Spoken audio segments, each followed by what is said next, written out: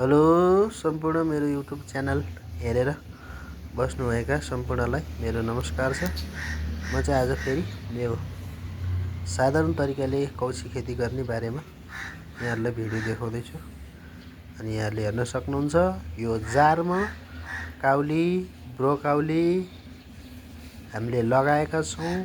अनि यो काउली ब्रोकाउली चाहिँ भर्खरै कोपिला हाल्ने तयारीमा छ, लगभग 3 महिने हो। अनि यो गोलभेडा देख्न सक्नुहुन्छ। अनि गोलभेडा पनि राम्रै छ। यो चाहिँ नर्मल गोलभेडा, उन्नत जातको त होइन, घरमै उम्रिएको गोलभेडालाई रोपेका छौँ। अनि यहाँले हेर्न सक्नुहुन्छ यो काउली चाहिँ हेल्दी बोर्ड छ।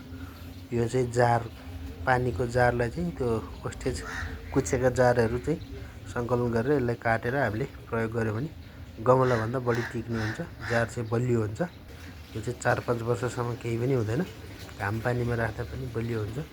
अनि यहाँहरूले हेर्न सक्नुहुन्छ यो काउली लगाएको। अनि यो माटो चाहिँ कालो माटो जस्तो देखिएको छ, तर यो घरमै बनाएको घरैसी मल हो। हामीले कम्पोस्ट मल घरकै यो फुल बिरुवाको तरकारीको पातपतिङर कुहाएर अनि तरकारीको बोक्राहरू कुहाएर बनाएको अनि बकुल्लाहरू लगाएको देख्न सक्नुहुन्छ।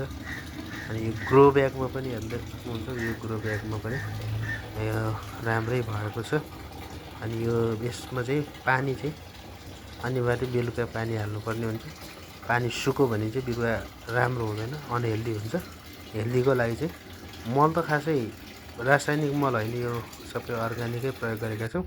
अनि यहाँ देख्न सक्नुहुन्छ यो भाँडामा चाहिँ हामीले लसुन, धनियाँ र लसुन छरेका छौँ। अनि यो ग्रो ब्यागमा छ, यो क्रेटमा। अनि सामान्य घरमा 10-20 रुपियाँको धनियाँ लसुन किन्न गइरहनु पर्दैन। रायोको सागहरू साधारण 4-5 जनाको परिवारको लागि यसरी गर्न सकिन्छ।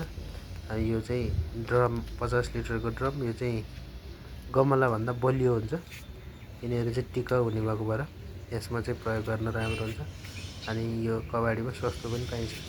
यो ग्रो ब्यागहरू, यो क्रेटहरू चाहिँ खासै आँपसाँप लिएर आएको, फलफुल लिएर आएको क्रेटहरू चाहिँ वेस्टेज क्रेटहरूमा चाहिँ यसरी यो बी लगाइएको छ ठुलो साइजको। यो पनि राम्रो हुन्छ स्वास्थ्यको लागि।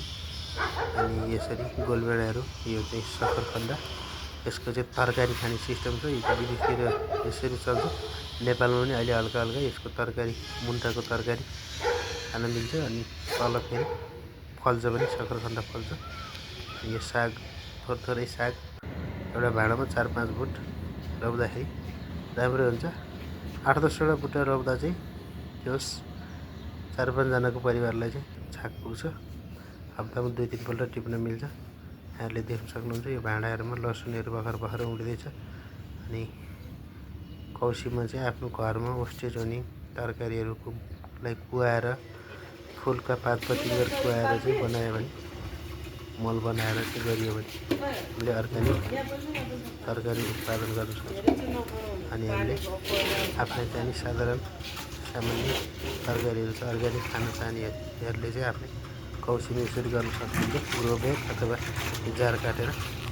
यो मेरो चाहिँ मैले चाहिँ आफूले गरेको। यो यहाँले मन पऱ्यो भने मेरो च्यानलमा एक सब्सक्राइब र लाइक गरिदिनु होला। यहाँलाई अरू पनि भिडियो देखाउन चाहन्छु।